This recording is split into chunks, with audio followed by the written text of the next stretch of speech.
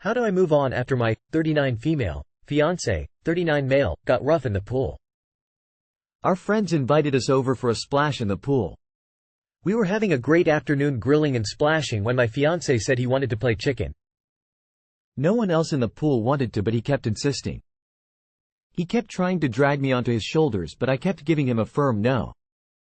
The evening was winding down and it was about time to go home anyway, so our friend started to get out of the pool. He dragged me over and pushed me under the water because he wanted to get on my shoulders as a joke. The thing he didn't really consider is that he's 6 feet 7 and about 300 pounds and I'm 5 feet 2,150 pounds. I had to kick and scratch him away and cling to the side of the pool to get away from him. I was literally scared for my life. When we got in the car, I asked him what the fuck that was all about, and he said he was just joking and apologized a million times over for scaring me. He said he really didn't mean to and was just being silly. I've brought it up a few times since and he seems to feel awful about it. The thing of it is, I am honestly terrified that he would even consider doing something like that. He usually makes me feel so safe and he's so sweet and gentle. I really can't shake the fear I felt. This morning my back and neck are stiff as a board from trying to get away from him. This was so out of left field, I really don't know where to go from here. Should I forgive him? What would you do in this situation? How do I move past this? I don't know how to deal with this. You are 6'7", 300 pounds, and you pushed me underwater and tried to get on top of me. You usually make me feel safe, but I was terrified, and now I feel scared of you and your judgment. I do not understand how you could ever think shoving me underwater and standing on me would be anything but painful and terrifying for me. You made me afraid for my life, and I don't know how to fix this. So it's bad enough that he did that at all, but then he didn't stop when you were struggling underwater. Whether it was dangerous or not, he did something you didn't want him to and didn't stop. Okay, but why do you need to explain consent to a man who's almost 40? This is a really extreme mistake to make. Having grown up around pools, small people go on big people's shoulders for chicken. It is just how you play it. It's just an understood thing that a small woman is not going to be able to carry a bigger guy. Even in high school this was understood by everyone. I'm struggling to understand how he couldn't get that as an almost 40-year-old man. Assuming, based on what you said about him being safe, sweet and gentle, that you have never been made to feel unsafe again, this is when you find a couples therapist to talk through this, and see if you can move on from it. But losing that sense of safety is hard, and getting someone to talk through it with you would be the best start. Reminds me of the time a grown man, uncle, threw me at 5 or 6 years old into the deep end of the pool and was laughing while watching me drown. I literally thought I was going to die, until I heard an inner voice say swim or you die. So miraculously I swam the whole length of the pool to the shallow end. To this day I don't know how I did it. I never swam before. People who do stuff like that, I swear, get off on the fear they bring you. He's not stupid. How long have you been with this person? It usually takes a minimum of 3 years to seriously know who you are dealing with, their various dispositions and personality, and especially how they handle life. My 28F husband, 27M, saved me and I have no way to thank him. What do I do? My husband, 27M, and I, 28F, have been together for 5 years and married for 3 years, and I'm a stay-at-home mom for our baby girl who is almost 2 years old. A few months after being married, I found out I was pregnant and we were overjoyed to find out that we were going to be parents.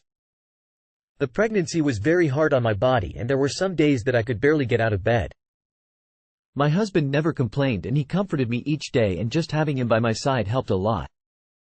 For the second half of the pregnancy, he took over a chunk of the housework, including cooking most of our meals and preparing my favorite dishes in advance so I could have whatever I was craving immediately while he was at work. I always told my husband how appreciative and thankful I was for him and for everything he was doing. I had some PPD after our baby girl was born, and in the next year, I gained a little over 30 pounds. My husband was again very supportive of me through this and never made me feel unattractive, but my self-confidence and by extension, our sex life were both rapidly declining. He always reassured me and told me he loved me and continued to bring me flowers and such, but also told me that I needed to control my eating and health. I tried to, but I just couldn't stop myself from eating unhealthy snacks all day while he was at work. I was in a bad mental state and I was going into depression and I didn't even notice it.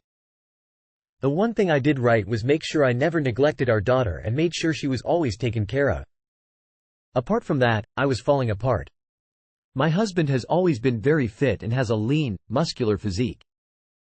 He installed a high-class home gym in our basement soon after I told him that I was pregnant so he could be at home with me while still staying consistent with working out and lifting. Out of the blue, one day, he asked me to work out with him. I used to exercise regularly before the pregnancy but hadn't in close to 2 years. My husband had planned out my entire workout and led me through everything. Working out together in the evening after my husband came home from work became our new normal, and he also helped me improve my diet. A year later, I've lost a lot of the fat that I gained and I feel a lot more confident in myself. Now, we can't keep our hands off each other and our intimate life is the best it's ever been. I was spiraling downward and my husband single-handedly saved me physically and emotionally. I know I should feel happy and proud for both my husband and myself, but I just feel sad. There's nothing I can do to thank my husband. He manages working a full-time job and an online business, takes care of everything financially, always makes time for me and our daughter, takes care of my physical and emotional needs, and is an amazing father. Despite everything he does for me, I put him in a situation where he had to take full responsibility for my own well-being. I just feel terribly guilty about this whole thing and don't know how to move on. My husband doesn't seem to blame me and just tells me he's proud of me and compliments me for sticking with the lifestyle upgrade, but I feel like I owe him for what I put him through. As a husband, if my wife were to write something like that about me, it would make me feel absolutely incredible. I would feel appreciated and desired, and like a good husband, man. If I were you, I'd either send him the link to this, or rewrite it in a first-person view, barely changing anything, because it's exceptional as is, and give it to him. 95% of the time, we just want to be appreciated for what we do for our women.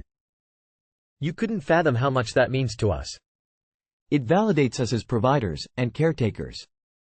This seems more like a self-esteem issue, like you don't feel worthy of everything your husband does for you. But you are, Op. Everyone deserves to be loved like this. You brought a beautiful baby girl into this world. Relationships are not give and take. Love is not credit earned. You will never be even on the ledger. But you promise to love him with everything you have, and he promises to love you with everything he has. All you can do is stick to that promise and show him love through your actions and words. Op, in 20 years, who knows, maybe he has an accident and you care for him, or he loses his job and you pick up work to help your family get through. It's teamwork. How wonderful that he was there for you. Enjoy that. Don't feel guilty. You may have the chance to reciprocate, or perhaps to pay it forward while caring for a child or elderly parent. Congratulations on improving and getting back on track. You nurtured his child inside your body. That's a start, don't you think? Someday he's gonna lose his job, or get hurt, or get sick, or need help. And you'll be strong for him. That's why it's a partnership. By making the effort to recover and believing in him to help you, you have already repaid him. He has his lovely wife, best friend, and lover back. As a guy, all I can say. Honestly. The best thanks, the only thanks that matters is your happiness. Be happy and be happy with him. Don't feel obligated or anything. Enjoy life with him. Trust me, there is nothing greater reward to him than your happiness and love. I, 27 male, found out one of the big reasons I married my wife, 27 female, was a lie. Should I bring it up? I, 27 male, found out one of the big reasons I married my wife, 27 female, was a lie. We started dating at 18, right after I joined the military. She is a local where I got stationed. About 3 months into dating, I found out I was being deployed. I pretty much gave her the option to break off the relationship. Because that's totally not fair to her. Well, she said, let's keep in touch. So that's what we did. We stopped dating but kept in touch. We officially started dating again around the end of my deployment. I knew for those few months at the beginning of my deployment, she was probably dating around. But when I came back, she had told me that she never met with any other guy or dated since I've been gone. She said that she waited until I came back. I took this as a huge green flag. How gullible I am for believing that, but I was 18 lol. Well, I took that green flag seriously into account before I decided to pop the question a couple years later.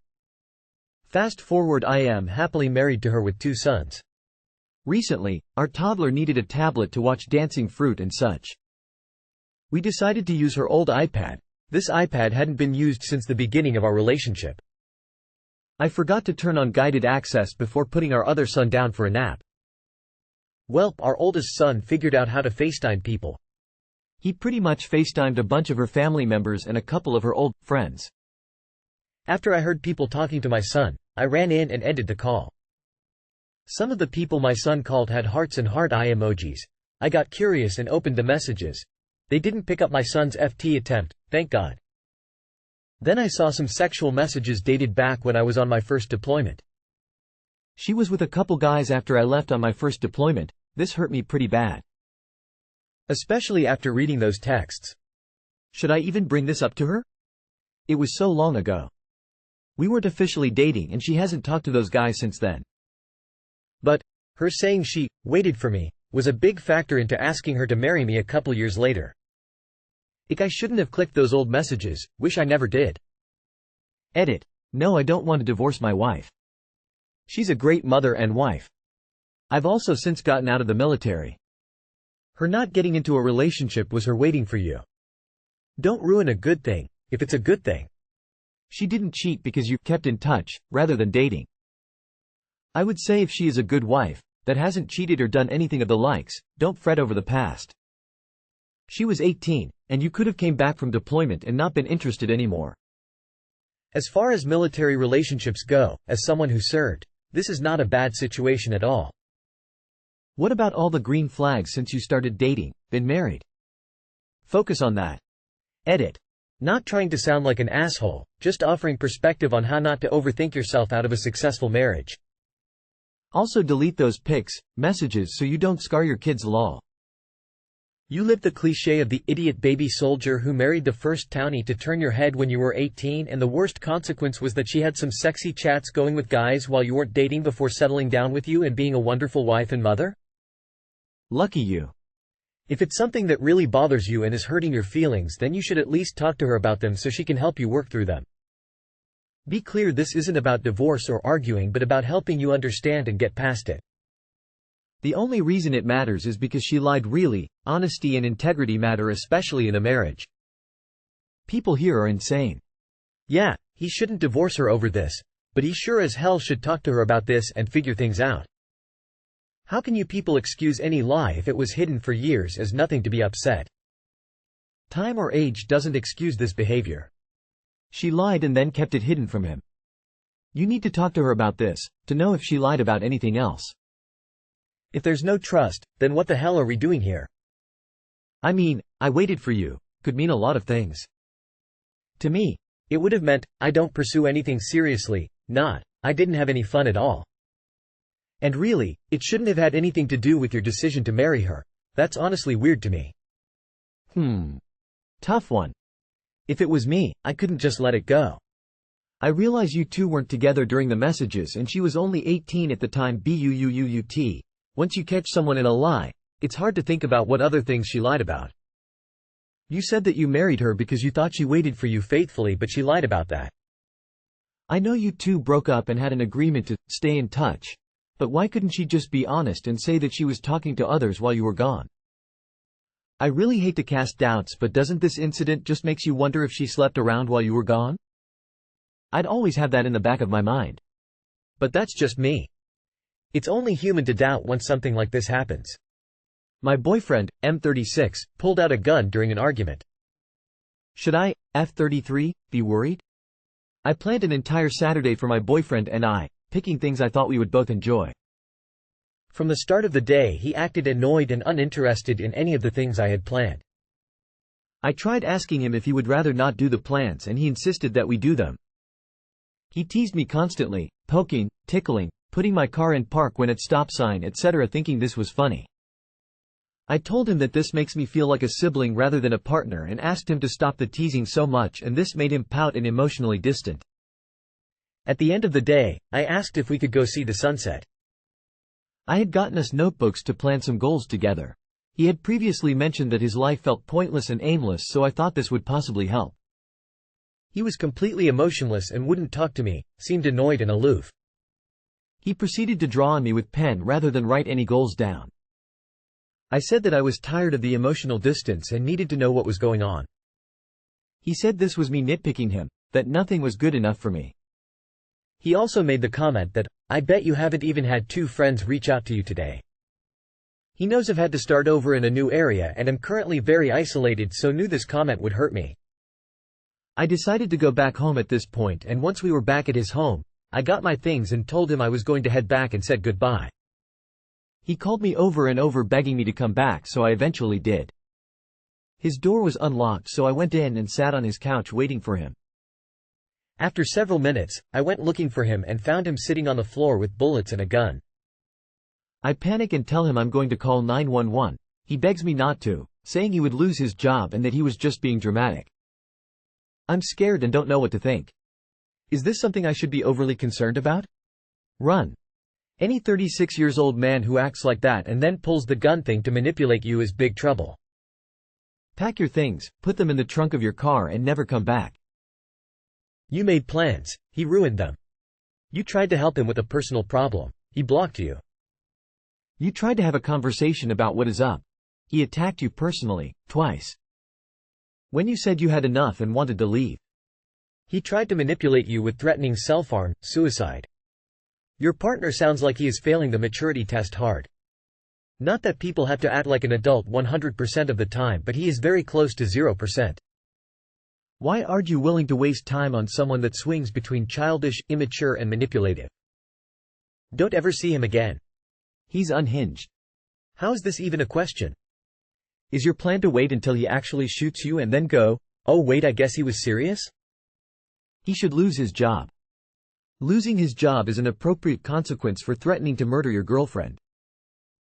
Going to jail would also be an appropriate consequence. You sound like you are looking for reasons to not be overly concerned. This is foolish. This is a serious question. Do you actually need to get shot before you will take the risk of getting shot seriously? Because he has absolutely let you know that he will shoot you. If you stay, he now knows that you won't leave if he pulls out a gun on you. There is no way that ends well for you. Don't protect people who threaten to kill you. Get the fuck out, then call the police. Maybe it's the Australian in me, but what the actual fuck? You know that's completely psycho, bonkers behavior, yeah? Like the dangerous kind. Like the run away immediately, block all contact and change your locks kind.